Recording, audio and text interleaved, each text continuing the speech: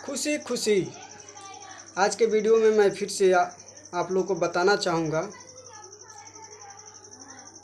कि मेरे खेसारी भैया का जो गाना आया था अन्नपूर्णा फिल्म से, जो अखिलेश भैया ने लिखे हैं, ललका टी शर्ट वाला, वो गाना आज 100 मिलियन क्रॉस कर चुका है। बहुत खुशी की बात है। आप लोग का जब प्यार दुलार रहता है तो आप लोग तो बहुत ज़बरदस्त प्यार देते हैं खेसारी भैया के।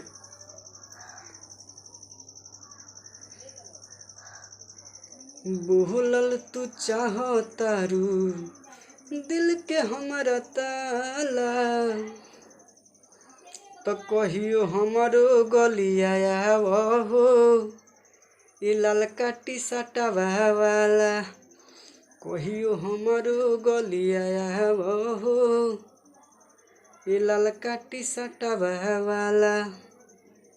इस गाने को आप लोग बहुत प्यार दुलार दिए।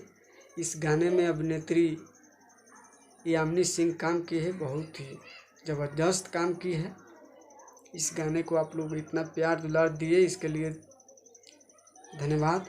इसके लिए मैं आप लोगों को मेरे नए वीडियो पर स्वागत है। आप लोग को जो आप लोग इतना प्यार दुलार देते हैं खेसारी भैया के गाना देखने के लिए, सुनने के लिए, आप इतना एक्टिव रहते हैं जो मुझे भी वीडियो बनाने में गर्व होता है।